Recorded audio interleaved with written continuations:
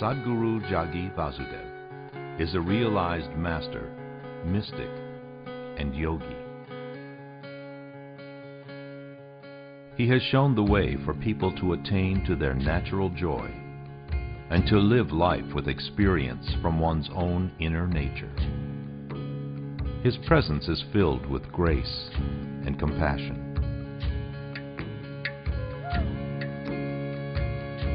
Sadhguru's scientific approach towards spirituality and work towards the upliftment of humanity have received accolades worldwide. The words that come from him in intensity and utmost clarity, from his deep understanding and wisdom, can change the very core of the being. Belonging to no particular tradition, Sadhguru incorporates what is most valid for the modern person from the spiritual sciences. His work, an outpouring of his blissfulness, finds expression in the form of a ceaseless offering to help all beings. Available to all who are willing, Sadhguru's life is an invitation to the divine through individual transformation.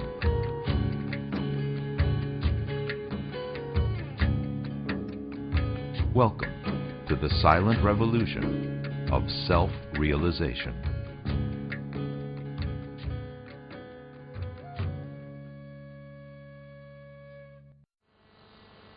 The very basis of a spiritual process, or the very fundamentals of a spiritual longing, is to transcend the limitations of the physical. The most intimate part of physical creation for an individual being is his own body.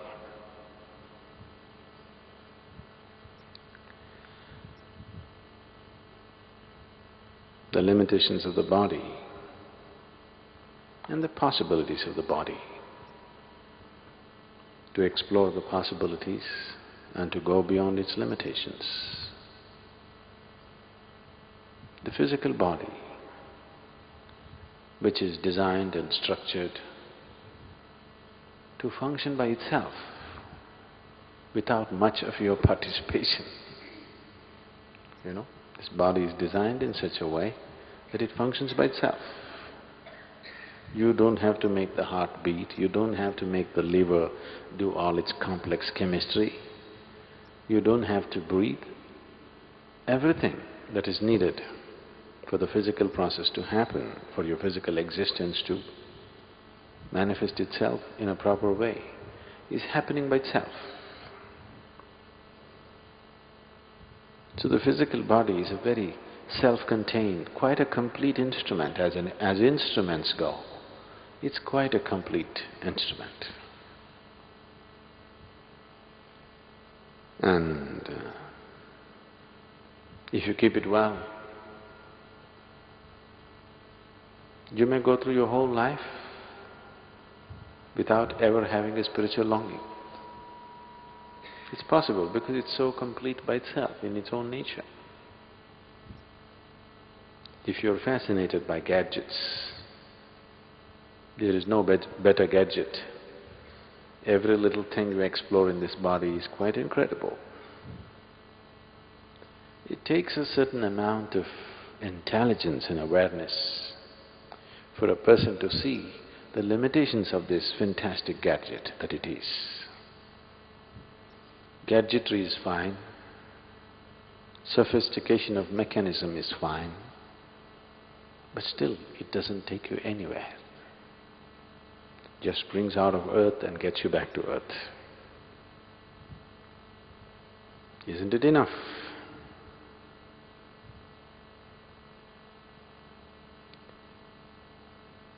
If you look at it from the perspective of the body, it's quite enough. But a dimension beyond the physical somehow got trapped in this physical. somehow is infused into this physical, without which there is no life. Life is one thing, but the source of life is another thing. In every creature, in every plant, in every seed, in every animal, in every bird and worm, the source of life is functioning. It is just that in a human being, it is functioning with little more presence. A dog also has the same source of life within him. A worm also has the same source of life within him, but it's not so manifest in them. It doesn't have a strong presence there. Here, it has a stronger presence. Because of that, all the trouble started. Because of that, we had to devise this impossible yogas, you know. We have to do all kinds of things because the source of life has a larger presence in a human being compared to any other creature on this planet. If it had a low profile,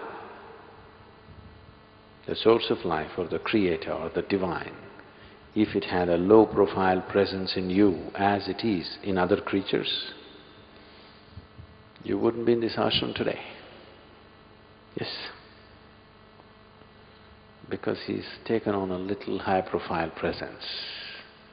Because of that, suddenly all the simple things or even wonderful things that the physical offers somehow becomes irrelevant. Because the fragrance of that which is the source of creation is such, once you get a whiff of that, the fragrance of the physical doesn't appeal. So, because of this one aspect, a human being is a constant turmoil. A human being is a constant struggle between the physical and that which is beyond the physical. This is the only thing which is setting him apart. This is the only thing which is making him, though he is also physical, in contradiction with the physical,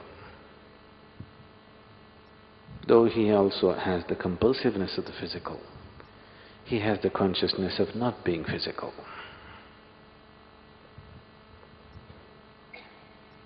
So, all of yoga, every kind of spirituality that you can find, I refer to it as yoga, because it is all different types of yoga, either done systematically or blindly, but still it is yoga.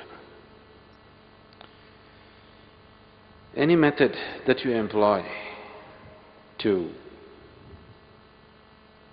enhance the presence of the non-physical within you, any method you employ to heighten the presence of that which is the source of creation within you is yoga. How you do it, either by using the body or your intelligence or your emotion or using the fundamental life energy, it doesn't matter how you do it. Whatever you do, you only do with these four wings of who you are, or these four dimensions of who you are. So everything that you do to enhance the dimensions beyond the physical is referred to as yoga.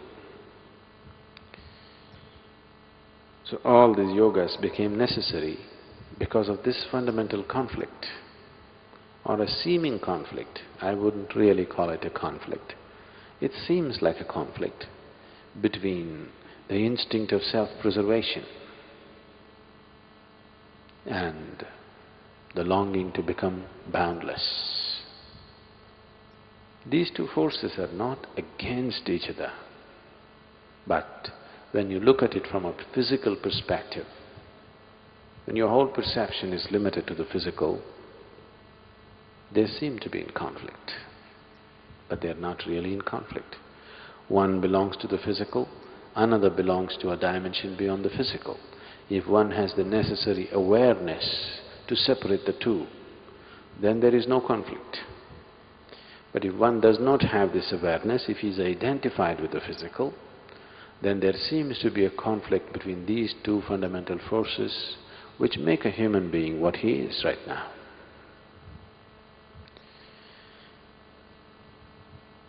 If you go by the ways of the body, it knows only self-preservation and procreation. It's incapable of anything else. These two are the only two aspects of the body. If you go by the dimension beyond that, the longing to become boundless, unfortunately most of the time trying to find physical expression to this longing to become boundless, leads a man into all kinds of activity, insatiable activity. Even if somebody's body is aching, you can't make them sit. Do you see? You went to Himalayas? Your body is aching, enough, it says. But no, you must go to the top of the mountain and come, because you want to be little more than who you are all the time. You always want to be little more than who you are. This longing is a never-ending longing. This longing is not seeking for little more, it is seeking for an ultimate expansion. So these two aspects become a conflict because of a strong identification with the physical. Once you get deeply identified with the physical, then these two fundamental forces, one which helps you to root yourself well on this planet, another which is supposed to take you beyond. Unfortunately, instead of working in collaboration, they become a conflict. All the struggles of humanity in terms of should I be spiritual or materialistic is just coming from this ignorance. Sadhguru, how come like a boy with 6 years old, he can remember his last life, he can tell who he is, who's his parent, and sometimes he can tell who killed him, where and how. And after a time, he can forget everything. Yes, how come he can remember? He should not remember. Nature has given you this cocoon of life so that you do not remember. It has given you a protective wall so that you do not remember. Because if you remember, you will become a far bigger mess than you are right now. See, these few years of living here, 10, 20, 30, 60 years of living here, people are just struggling with the memories of their life, isn't it? Yes?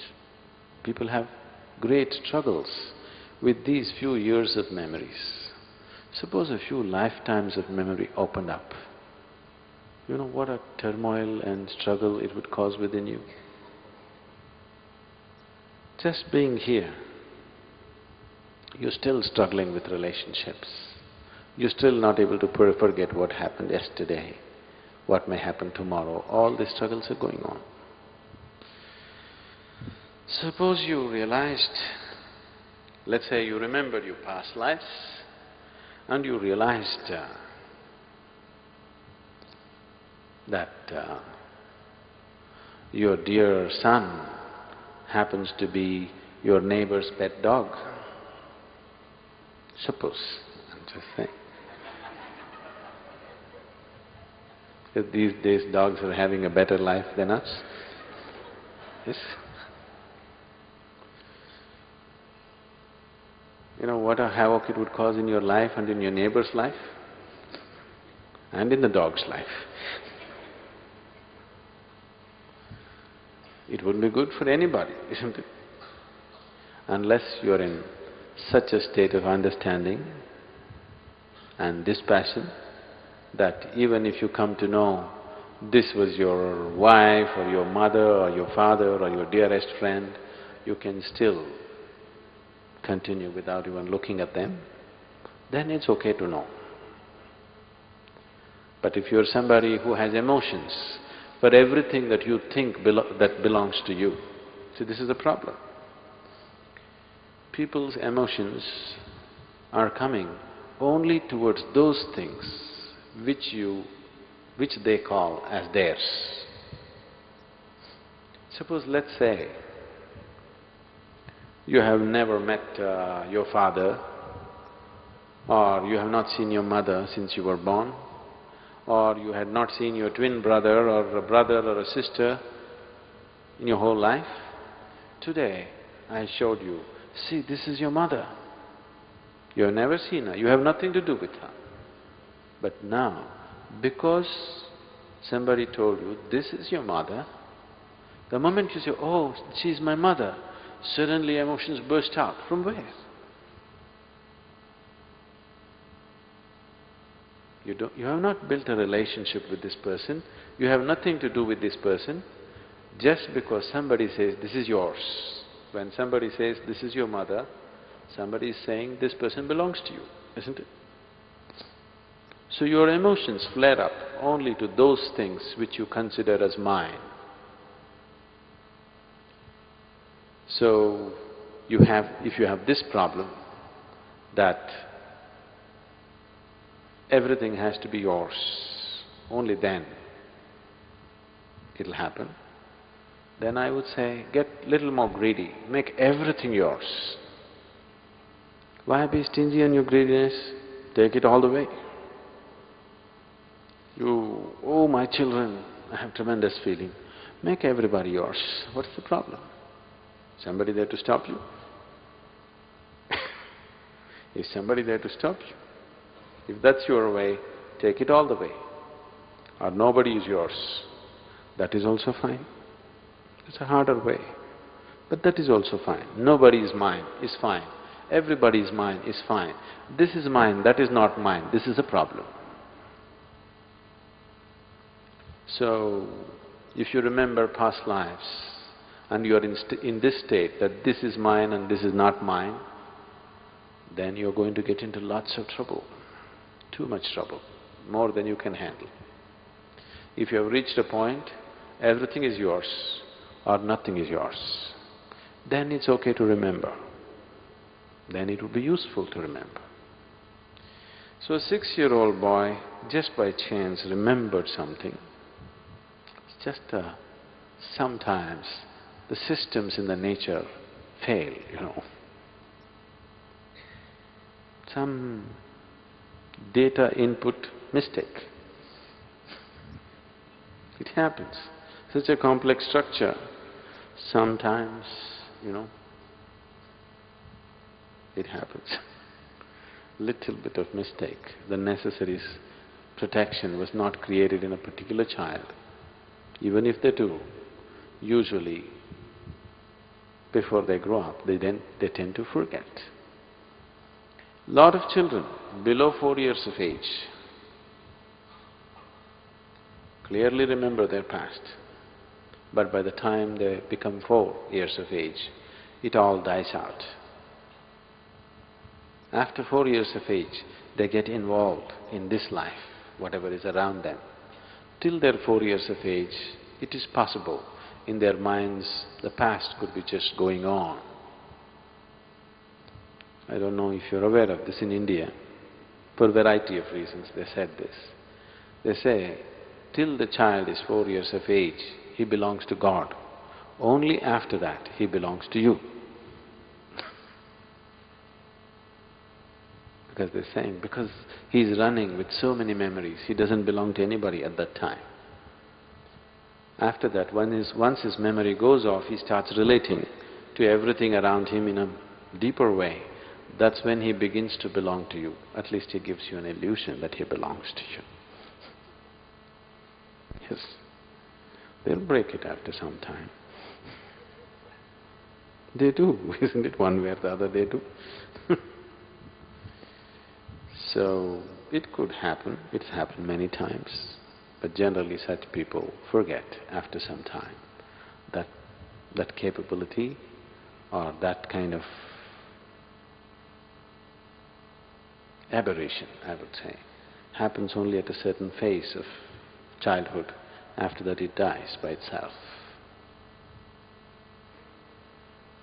Sadhguru, at the beginning today you said that the human is one where the source of creation has a greater presence. Now why does it have to be so? Is it just nature's ploy, existence ploy, a play where we are all just some kind of software programs designed for self-annihilation with some support systems? Why some people have the longing, some people don't? And why some people with longing find the right place or the right avenues to get their longings fulfilled? What is the secret behind all this?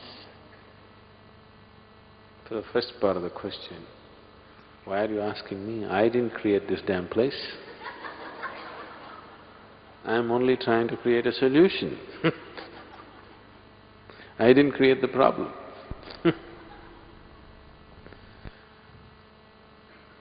So, is this all apply for people, the spiritual people, to run their business? Do they have some kind of a deal with the Creator that He keeps people in such a turmoil that these people can run their show? Possible.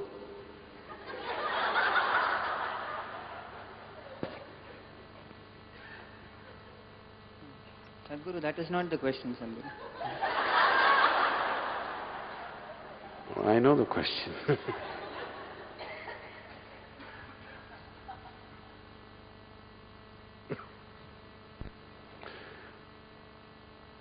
It's just that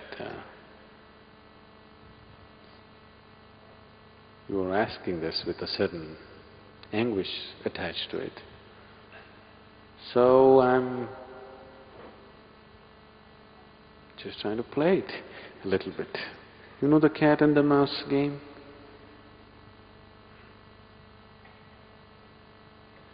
They say,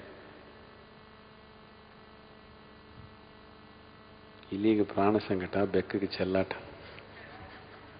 What it means is, for the rat, it's a life and death question. For the cat, it's a game.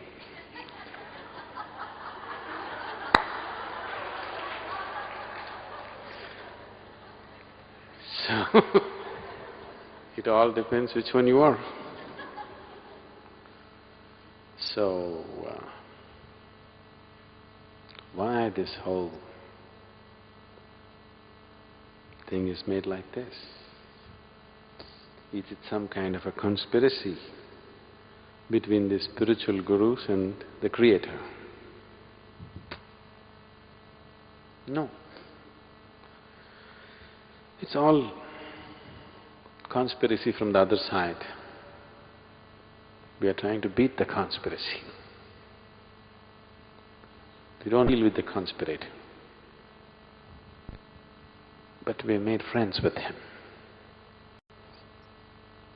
Now that we have made friends with him, we can get him to open the door. Or we have found the keys ourselves. Even without his permission, we started opening the door these days. Now why in one person there is a longing, in another there isn't? There is no such thing. In everybody there is a longing. In everybody there is a longing to be little more than what he is right now, isn't it? In everybody there is such a longing. That is a spiritual longing. It's just that most people do not recognize it as such till a certain amount of pain or suffering or old age or the constant threat of death enters their life. Till then, they will not recognize that longing for what it is. They will go on painting all kinds of pictures. Using that longing, they are painting 1,000,000 different kinds of pictures on a daily basis. They think it's about money. They want to fool themselves that it's thinking that it's about a man or a woman. They know very well it's not so. But they like to keep the game going and keep the game going and keep the game going forever. They think it's all about a new house. They think it's about a new job. They think it's about a promotion. They think it's about wealth. Not that they really think so. They just like to play this game. Everybody knows that none of these things will fulfill them. They know it very well, isn't it? But they still continue to play the game. So why the game is so difficult is, the situation is like this. Shankaran Pillai and his wife were sleeping. In the night, the wife thought she heard some noises downstairs. She thought there must be a burglar. And she said, "Hey, are you awake?" Shankaran Pillai said, "No."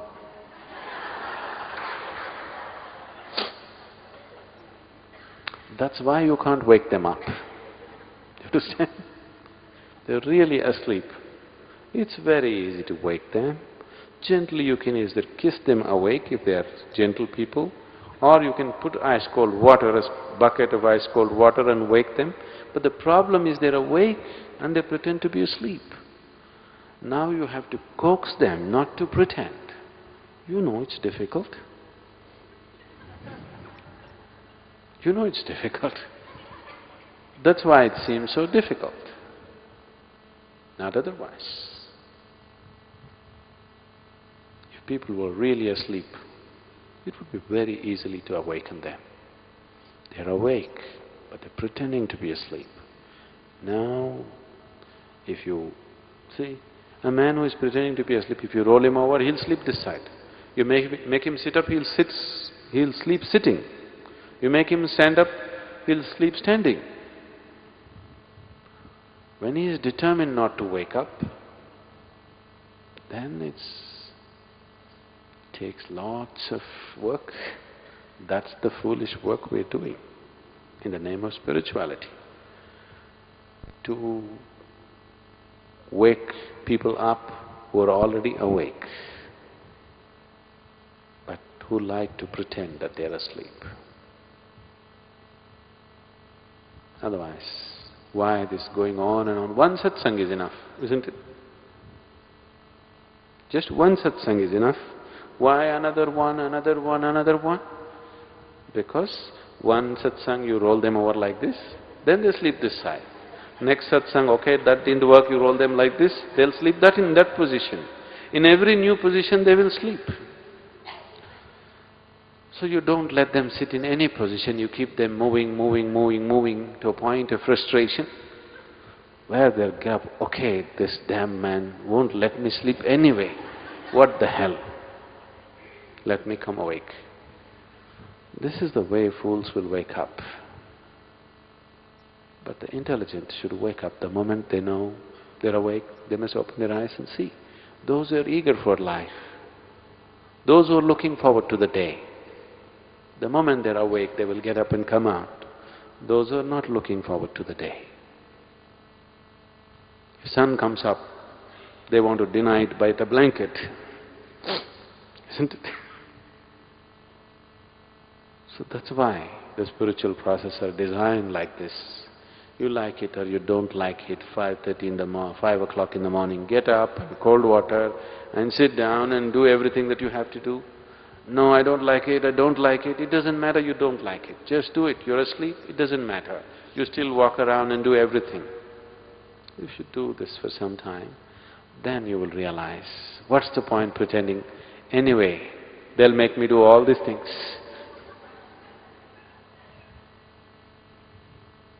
Then it will not be worth pretending. You're creating a whole range of illusions for yourself. Life should disillusion you somewhere, it will. The sooner it does, it's good. When life doesn't, a guru tries to hasten the process of disillusioning you. Do not understand disillusion as a negative process. Disillusioning means destroying your illusions, isn't it? If you get disillusioned, is it a positive thing or a negative thing?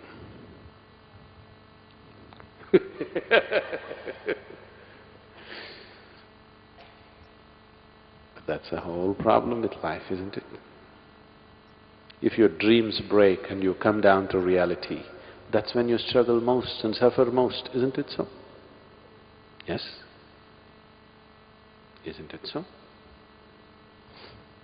If everything that was an illusion broke and it landed you in reality, you must be joyful. But just the reverse is happening. Because you're awake and asleep. That's the problem. If you were asleep, there was no problem. If you're fully awake, it's absolutely wonderful. You're awake, but you pretend to be asleep. This is a serious problem.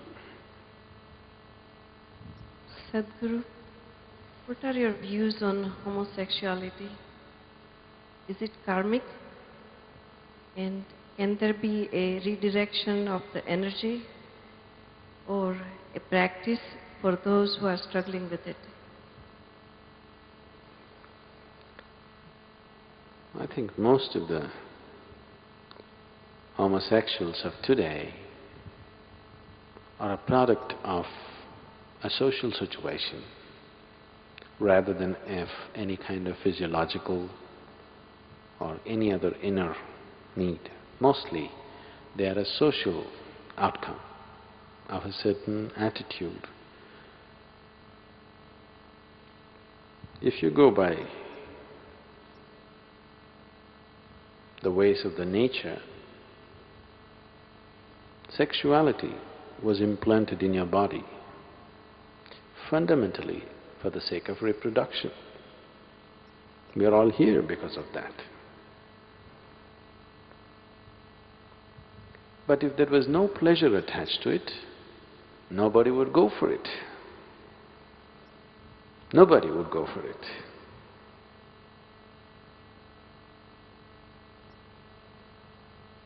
It is a painful thing to deliver a child. So, nature decided to attach pleasure to it, because without pleasure nobody would go for it. In spite of a little bit of pleasure attached to it, so many people are deciding not to go for it. They become smart. At a very young age, a lot of people are becoming very smart these days. They're able to see through the limitations of it and say, this is not for us. That's very smart actually, because they're able to think beyond their hormones. Hormone is a chemical process. It takes charge of you from inside, not from an outside. It's not an outside invasion, it's an inside invasion. Till you were 12, 13 years of age, everything was just fine with you. Suddenly, little bit of chemistry, and then you don't know what the hell is happening with you. Suddenly the whole head has become wonky. You can't think beyond it. It's happened, isn't it? So the moment hormones hijack your intelligence, then you start acting funny. And you act the whole world is revolving around your sexuality. There's nothing else to the world except sexuality. See, almost 90% of the artwork, literature, or any damn thing that's written or painted or sculpted is about sex, isn't it? Isn't it so?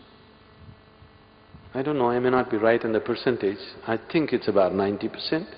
Even if it's 75, I think it's a very distorted vision of life, isn't it? Yes?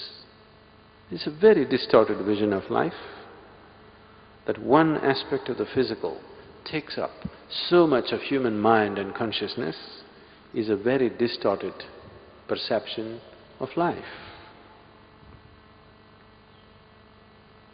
Now in that, what or whom you want to have to sex with has become another great identification. So when you talk about heterosexuality or homosexuality, you're just asking me with whom or what I should do. This thing that you call as sex. I don't care. All I know is, if your body and your consciousness and your mind is ruled by the simple hormonal changes that happen within you, you have a completely distorted perception of life.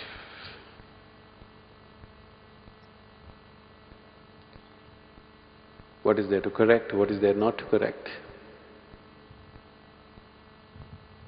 If physiologically some certain needs have changed within a person, he could be helped, but most of it is social. I don't think one thing is better than the other. You being ruled by your sexual identification, either hetero or homo, is about the same thing. You're ruled by a simple aspect within you, which was created for a certain purpose, has become the most dominant factor in you. That itself is a distortion of life. Human beings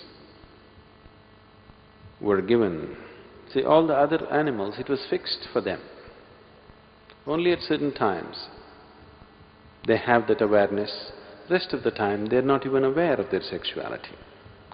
With human beings, nature trusted your intelligence and believed that your intelligence will function beyond your hormones.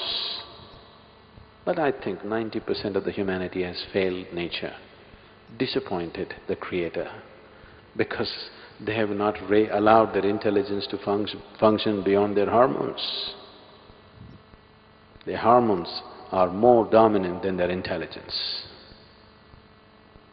So what kind of sexual identity you take, it doesn't matter. You're identified with a few body parts. That's bad enough. Which body part? Doesn't matter, it's bad enough. If you must identify with body parts, I would say the best body part to be identified with would be brains.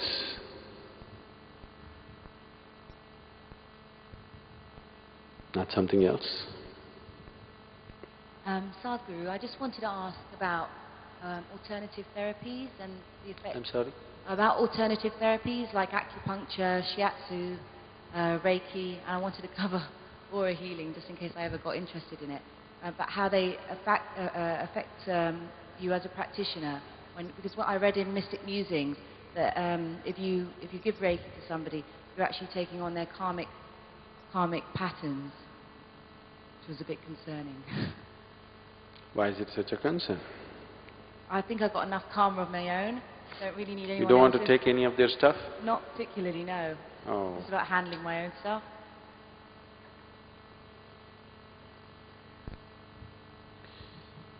So,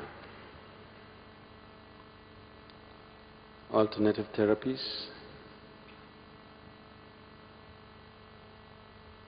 I think we did not really talk about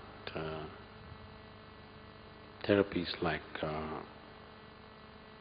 acupuncture or pressure or any of those things. We were talking about healing systems, energy healers. It's only in that context we said this, not in terms of acupressure or acupuncture or massage or anything of this. People who are trying to meddle with the energy, because you do not know all the nuts and bolts of how this system is made. Just meddling with one thing without knowing the other can cause various consequences, not just about taking on karma, it can cause various consequences which are not necessary, which is very immature to do. But alternative systems of treatment, either in the form of Ayurveda or homeopathy or acupressure or whatever, they are alternative methods of treatment. They are different. Healing systems are different. We were saying that only with reference to healing systems, not of alternative systems of treatment. Sorry, can I just ask then, in terms of Reiki, which is about working with people's energy, if you are a Reiki practitioner, how do you protect yourself then from taking on karmic? By not doing it.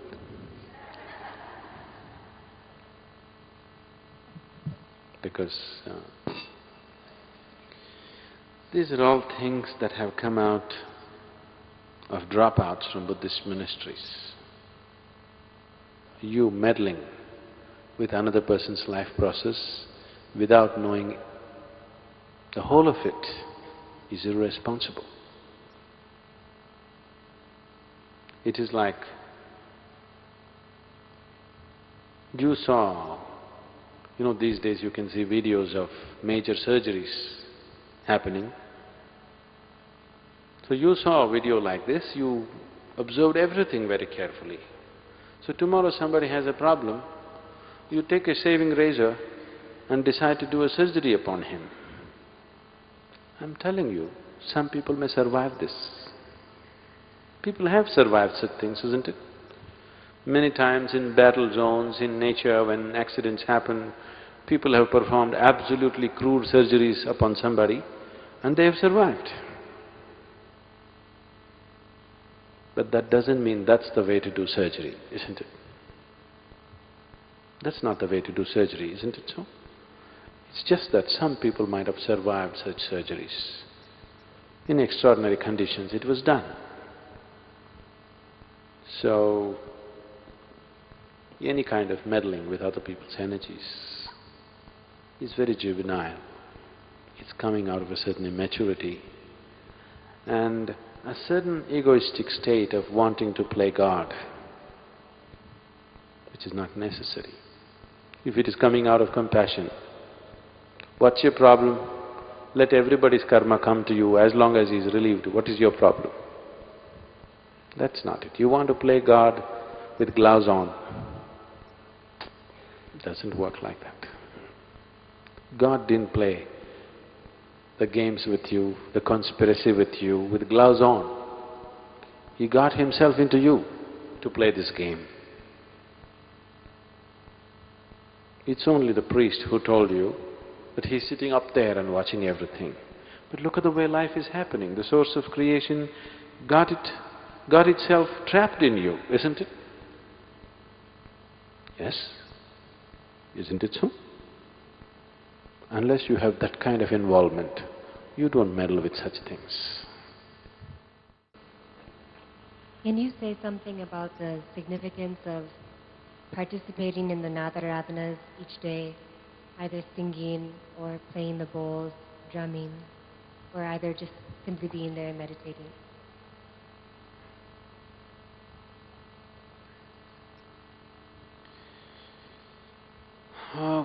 One important reason why we started this process, which we call as Nadaradhana, is because the energy of Dhyanalinga can become like a solid wall. It can become so intense that for those who penetrate through it, it will be wonderful. Others will sit in the temple but will sit outside the energy. It can become like that because it is so intense, it's almost physical. I don't know, now that many of you are having a dip in the Tirthakund and then going into the temple, I'm sure some of you must have felt when you enter the temple, it's almost like a physical thing, it hits you. If you're sensitive to it, it's almost physical. Because the field of energy that gathers around the linga is so intense, it can be like a strong wall. If you penetrate that, you'll be wonderful, otherwise it would be not available for a lot of people simply because of its intensity. If it was of a weaker intensity, then a lot more people could enter. So twice a day, we are sort of cracking this wall by using certain sounds, sometimes melodious sounds, sometimes bad sounds,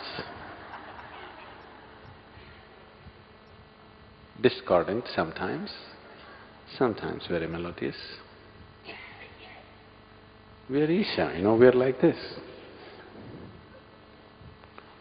We have people who have no music background of any sorts doing music. That's the miracle of Isha.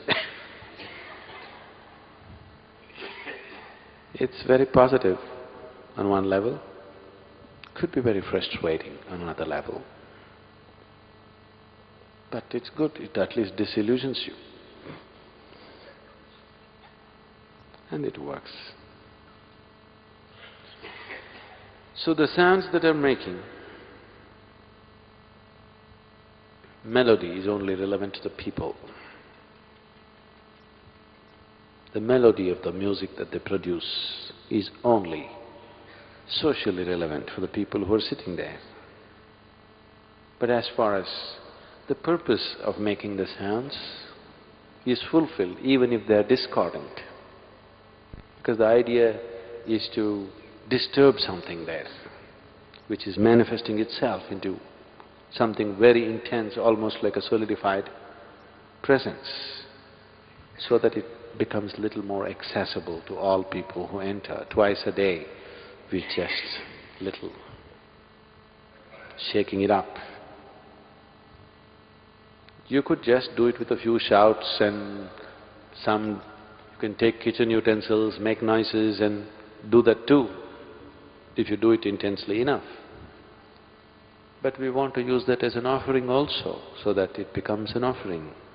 Because in a state of offering, a human being is most receptive.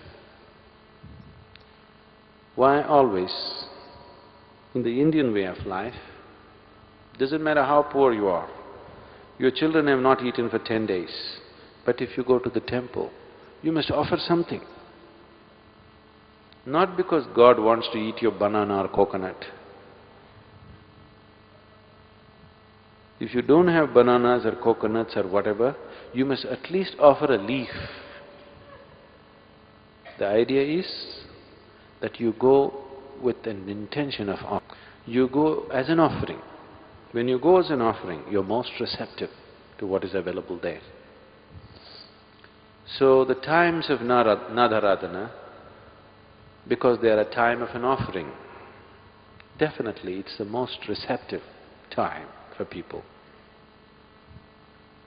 For those of you who are unable to experience Dhyanalinga for what it is, if you're struggling with it, the best time for you to be there is definitely Nadaradhana time. One thing is because we are loosening the structure, surrounding structure in a certain way. Another is, it's a time of offering, and that is the most receptive state to be in.